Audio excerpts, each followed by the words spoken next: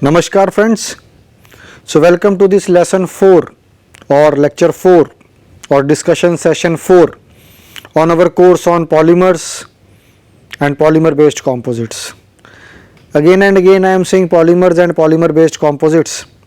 Rather our topic is processing of polymers and polymer based composites, and in fourth session we are entering into the exact we can say topic, that is processing of polymers and polymer composites. In session 4 also our first discussion will be related to the mechanical properties or mechanical behavior of polymers, because that is going to dictate the processing techniques that we are going to use for making products from the polymers. So if you remember, in our last 3 sessions what we have covered, just briefly in 3-4 sentences I will revise. In session 1 we have seen the introduction to the course, what are the various weekly assignments or weekly discussion sessions, the broad we can say picture of the course. In second lecture we have seen what are the various engineering materials, what are the various manufacturing processes or manufacturing techniques. In session 3 we have covered the basic difference, very fundamental difference between thermoplastics and thermosets, and we have seen that what are the various application areas, what are the specific characteristics of thermoplastics and thermosets. And we have seen what are the various monomers that are polymerized to make the polymers. So we have seen polyethylene, polypropylene, and what is the monomer unit and how this monomer unit then polymerizes to make a long chain polymer. We have also seen that the polymers do exist in various type of structures or molecular structures. There they can have a linear structure where the monomers are arranged linearly. They can have a branched structure, they can have a 3-dimensional network structure, as well as they can have a branched type of structure. So linear, branched, network, so 3 types are cross-linked, the third one is cross-linked and fourth one is network type of structure. So different types of structures exist, and because of this type of arrangements their properties are also entirely different, and because of these type of structures their mechanical behavior is also different. So today we will start our discussion with the mechanical properties of the polymers, and finally we will try to understand one process that is the most primitive, most simplistic, most you can say easy process for processing of polymers. So let us start our discussion with the fundamental discussion on the behavior of the mechanical behavior of the composites. So here we can see the stress strain behavior. On your screen you can see the stress strain behavior of a polymer. Now as an assignment I wish that all of you have studied metals or may have studied metals and may have seen the stress strain behavior of mild steel or stress strain behavior of any metal. Now you can compare that stress strain behavior with the stress strain behavior of a polymer. So here you can see after the necking there is a long zone of plastic deformation and then there is a fracture point, and must I tell you that this behavior may be observed in case of thermoplastic type of polymer. In case of thermoset the properties will or this behavior will entirely change.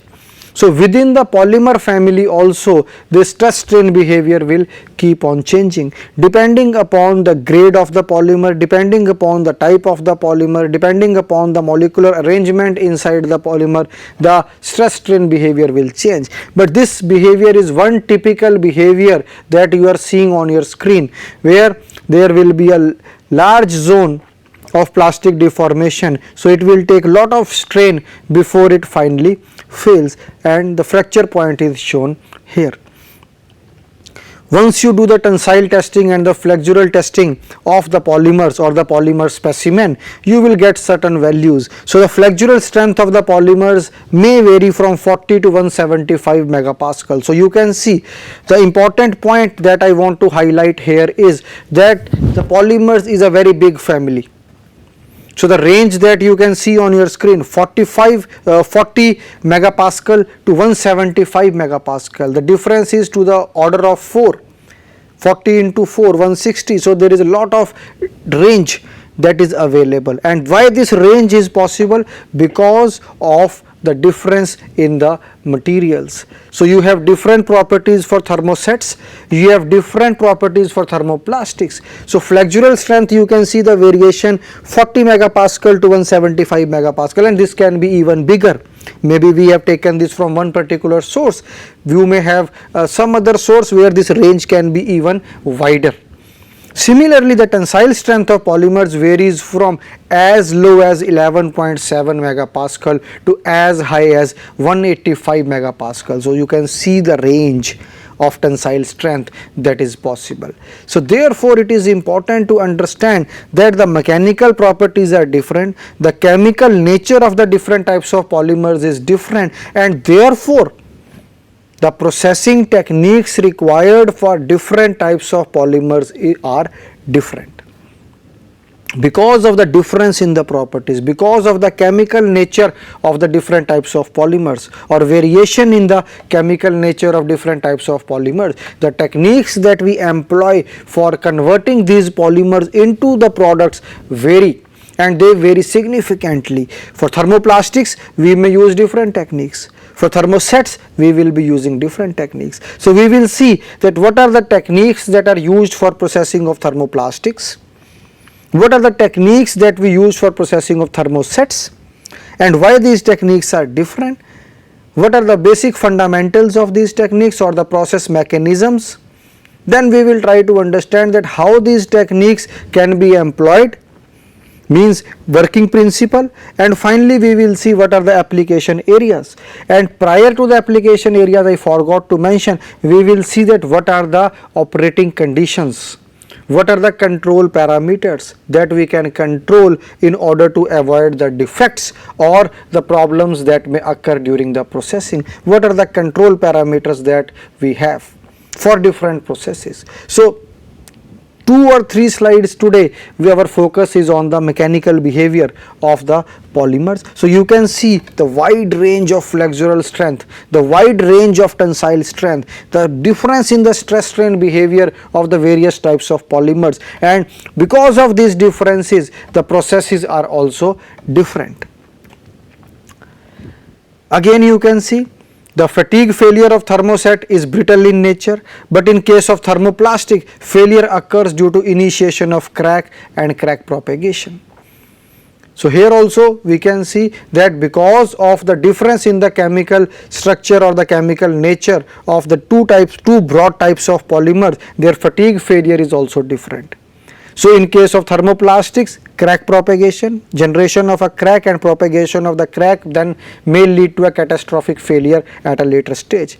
In case of thermoset, there is a brittle failure, so a crack may be there, immediately catastrophic failure will take place. The crack propagation and other things will be very rapid, and maybe the product made of thermoset may break down into 2 parts using a brittle nature, or maybe because of the brittle nature of the thermoset. So another thing that you can remember is that thermosets usually have brittle nature and thermoplastics have a kind of a ductile nature, in which if you stretch them under tensile load, the thermoplastic, you will definitely see stretching or the necking, and then finally the plastic deformation, and finally the failure. If we go back to the previous slide, this stress strain curve, I can say with confidence that represents a thermoplastic material, because after necking there is a lot of plastic deformation that is taking place before the final fracture point. So this nature is a ductile nature, and usually the thermoplastics will not possess the ductile nature.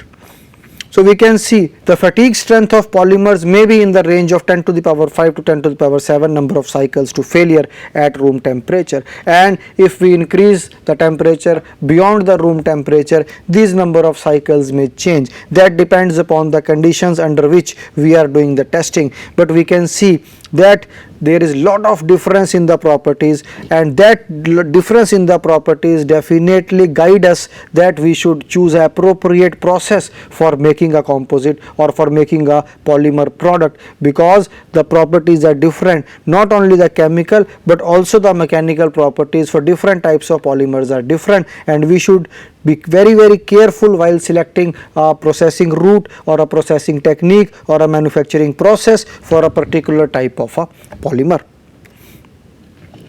So the mechanical properties of polymer, I think I will try to wind up this discussion on the chemical and the mechanical nature of polymers, and we will start discussing the various processes which are used for processing of polymers and polymer based composites. So maybe this may be the last slide before we jump to one of the processes for processing of polymers. The molecular weight of the polymer affects the creep behavior. So we have seen tensile strength, lot of variation, flexural strength, again lot of variation, fatigue strength also, maybe number of cycles vary. So finally the creep behavior also is very important in case of polymers especially. So molecular weight of the polymer affects the creep behavior. So you can see the molecular weights of all the polymers that we have seen in the previous class. I have given a long list of materials which fall under the thermoplastics category, and we have also seen a long list of materials that fall under the thermoset categories, and the molecular weights for different types of these thermosets and thermoplastics will vary, and when the molecular weight will vary, the creep behavior will also vary. So the molecular weight of the polymer affects the creep behavior.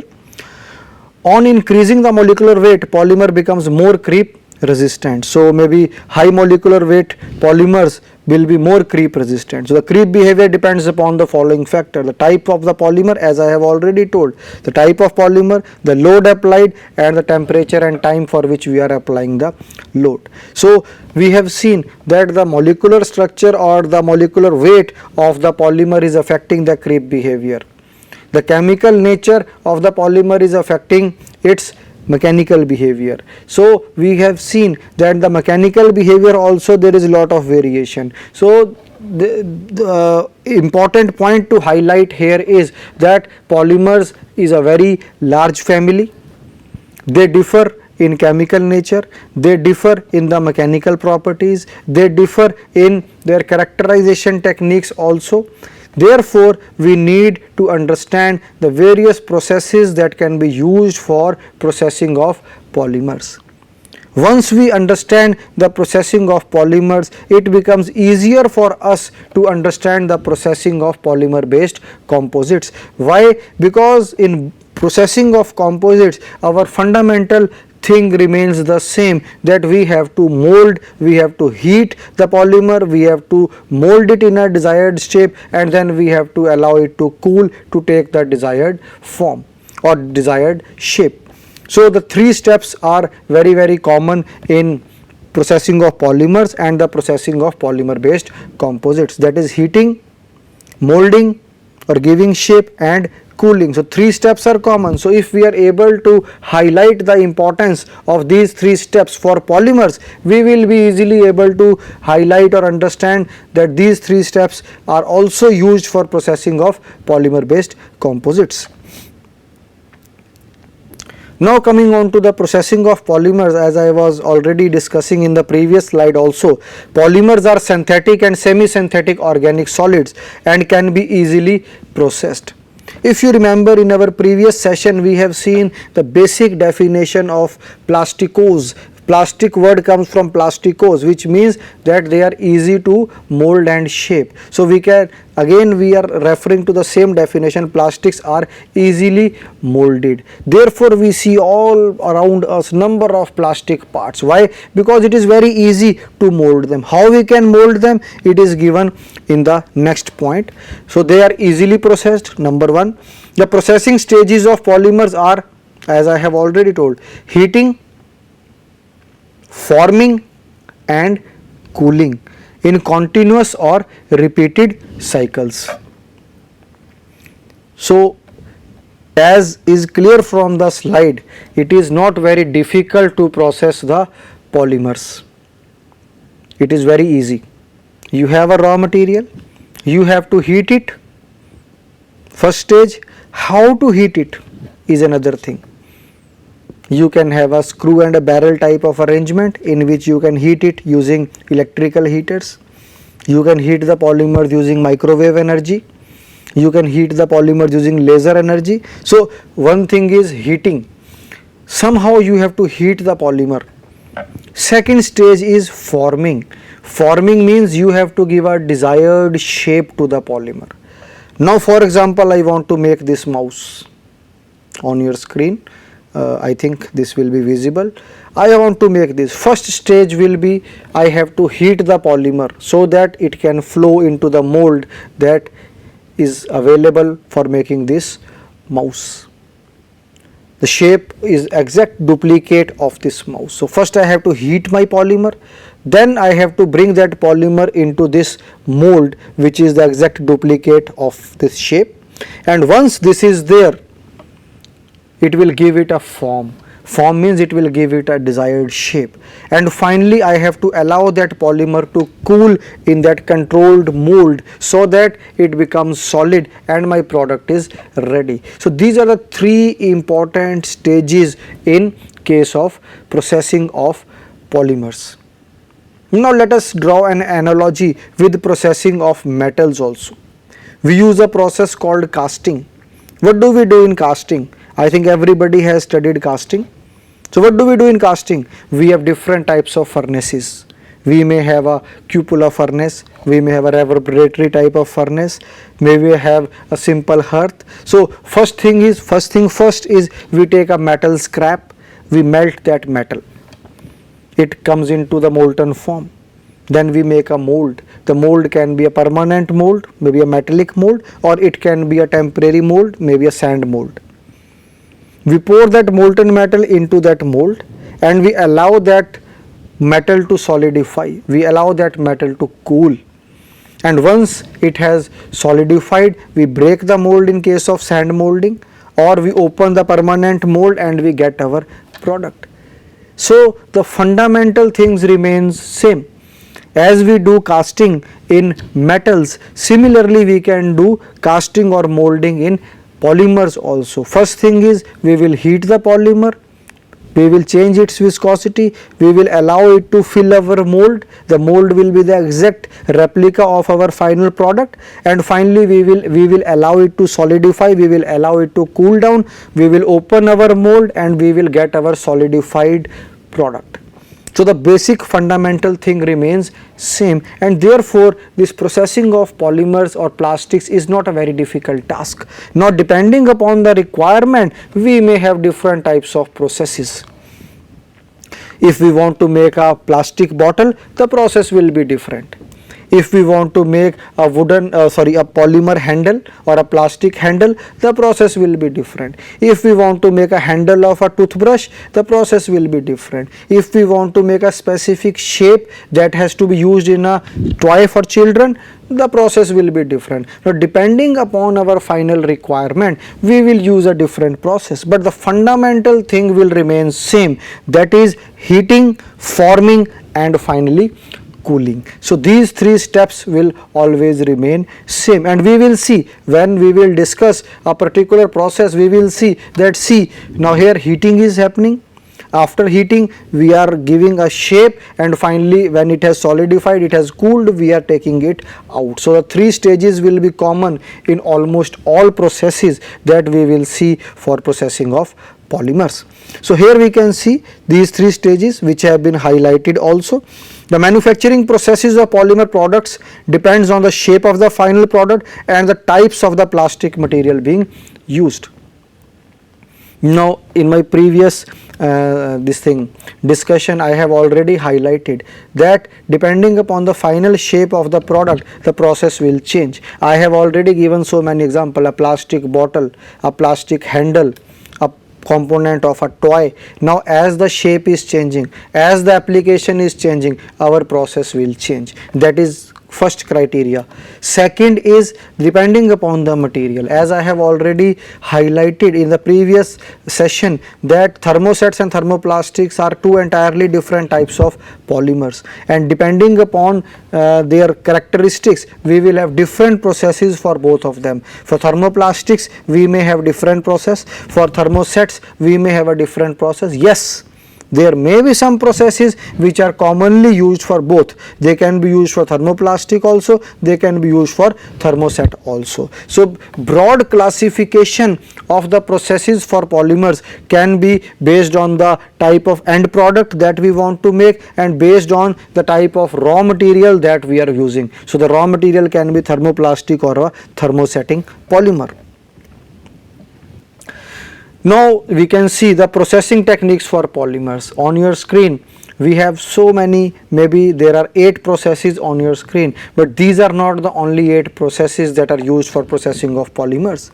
In different books, different text, Google, on internet you may find many other processes which are used for processing of polymers, but these are, we can say, commercially available standard processes that every engineer or every learner should know. Therefore we have put these 8 processes together and we will try to understand some of these processes in our subsequent lectures and try to understand what is the basic working principle of these processes. So many of these processes you may have already heard their names. For example, casting. Casting is similar to the casting that we do in case of metals. Then there is extrusion process. Extrusion also is done for metals. If you remember extrusion process for metals, we have different types of extrusion: forward extrusion, backward extrusion, impact extrusion, hydraulic extrusion. So extrusion process is common both for metals also we do it. Similarly for polymers also we do the extrusion process. We will try to understand it with the help of a diagram. Then thermoforming process, injection molding process. These days injection molding is also being done for metals, they call it MIM process. Compression molding, rotational molding, blow molding, transfer molding, and there can be other processes, number of other processes which can be used, but these are some of the standard processes that are used. Now these processes can further be classified into processes that are only used for thermosets, and the processes that are only used for thermoplastics, and the processes which can be used both for thermosets and thermoplastics. They can also be further classified based on the type of end product that you are going to make. For example, in injection molding process you will get discrete products, number of discrete products in a repeated cyclic manner. So maybe you may have 60 products in a minute, or you may have maybe 60 is maybe on a higher side. Maybe the injection molding cycle, depending upon the cycle we may get maybe 10 products, 6 products, 5 products, depending upon the shape, the complexity and the holding time. Number of parameters are there, but we can get discrete products. For example, the surgical syringes, the plastic syringes that the doctors usually use to impart an injection or to apply an injection, the surgical syringes, maybe 100 syringes we can make an hour, or maybe depending upon the size and the complexity. So discrete products, number of products you can make in terms of number. The volume can be expressed in terms of number, that 100 parts per hour, 200 parts per hour, 500 parts per hour. That can be the production rate in case of injection molding. Whereas in case of extrusion it can be length. Why? Because it is a continuous process. Continuously you will produce the products. For example, the gardener's hose pipe, the pipe that we use for watering of plants or giving water to the grass. The gardeners use that hose pipe, or the gardener's pipe usually we call it. So it is length, maybe 500 meters per hour, maybe a larger number, but it can be 200 meters, 300 meters, 500 meters, 1000 meters. So it is continuous. So depending upon the requirement, if it is a continuous long axisymmetric product, maybe when you go for extrusion. If it is discrete small size number of products, small size products, we may go for injection molding. So the processes then further are developed because we have different applications of polymers. So we will see some of these processes in our future or in our further discussion, and try to understand that what is the basic principle of the process, what is the basic working principle, what are the governing parameters, control parameters of that process, what type of products we can make with these processes, and what are the limitations of a particular process. So all that will be covered when we go into the intricacies of each and every process. Now we are again going into processing techniques for thermoplastics, because as I have told you, different types of materials will have different types of processes. Thermoplastics can be processed by heating up to the glass transition temperature and formed into the desired shape with the application of pressure. So here again the catch words are coming, the important words are coming. Heating is one important word, formed or forming is another important word, and the third additional control parameter is coming, that is pressure. So in case of thermoplastics, what we are going to do, we are going to heat the raw material, we are going to put it into the mold or the die and give it the desired shape, and many times we may apply pressure also, so that we consolidate our final product. So the basic fundamental principle remains same, that is heating, forming, and finally applying the pressure, and the last part is allowing it to cool and solidify. Finally we get our product. The examples that are processes that are specifically used for thermoplastics are thermoforming, compression molding, can also be used for thermosets, blow molding, and extrusion. So these are the processes. Maybe injection molding is also many times used for thermoplastic materials, maybe not mentioned on the slide. So there are number of processes which can be used for processing of thermoplastics. Processing techniques for thermosets. Thermosets can be processed in two stages. First it can be melted and then poured into the mold to make the desired shape or to get the desired shape.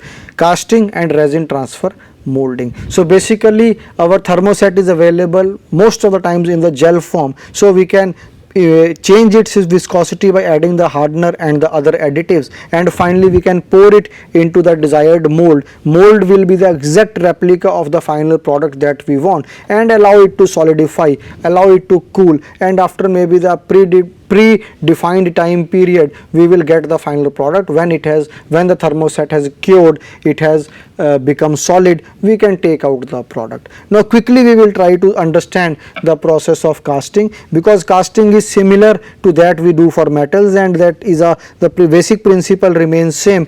Only difference being, in case of casting of metals we use metal scrap as the raw material, in case of polymer we will use a polymer as the raw material. So casting is the process of manufacturing a plastic part into the mold.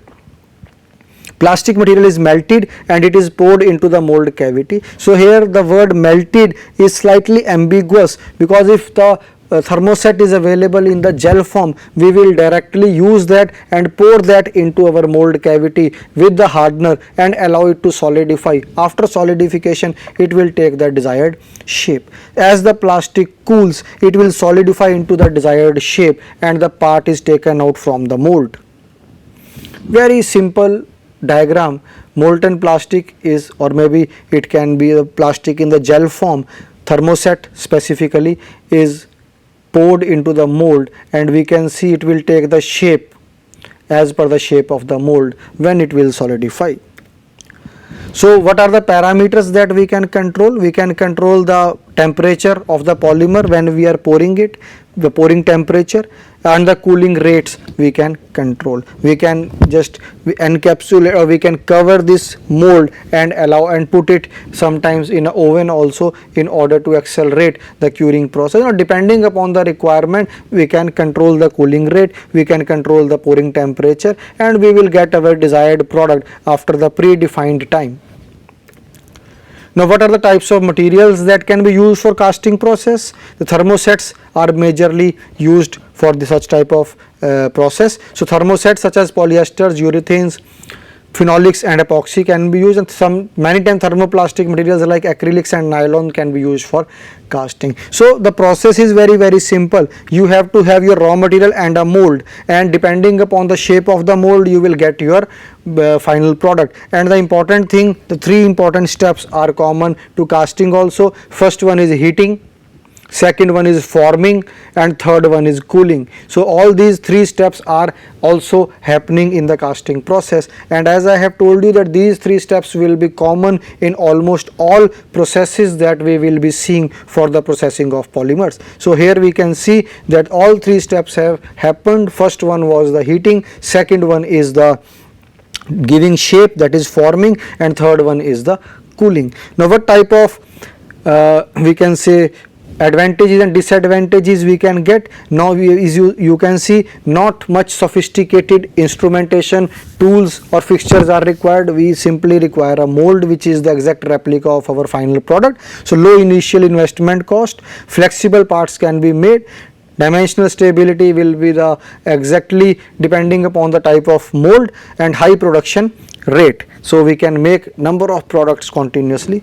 Disadvantages, it is a manual process because we are not using any machines. Complex shapes, because the heated plastic has to flow in the mold cavity. So if the shape is very complex, we are not applying any external pressure to force this plastic or the polymer into the mold cavity. So it may not on its own flow into the mold cavity, and therefore the complexity of shape is one major limitation in case of the casting process. And finally we can see what are the application areas. So it is used to produce collectible and customized toys, like designer toys, maybe toys is one major application, garage kits, ball joint dolls, sheets, wheels, either individual parts or entire models of object like trains, aircraft, boats and ships. So depending upon the mold we can use these raw materials as was given in the previous slides and give shape to the polymer. And one of the most primitive and most of the applications that you see are not very high end applications, and as the process has no machine control, so is used for low end non-structural, or we can say toys, and very simple products can be made using this process of casting. In our subsequent lectures or subsequent discussion, we will definitely focus on some automated manufacturing processes for polymers, and which can make products which are high end products, which can be used for aircraft industry, which can be used for marine industry. But this process is a very simple process and is used for making household items or very simple products out of polymers. In our subsequent sessions, we will focus on other processing techniques such as extrusion, injection molding and blow molding, which are very you can say commercial processes, which are very important processes and are being widely used for processing of plastic parts. Thank you.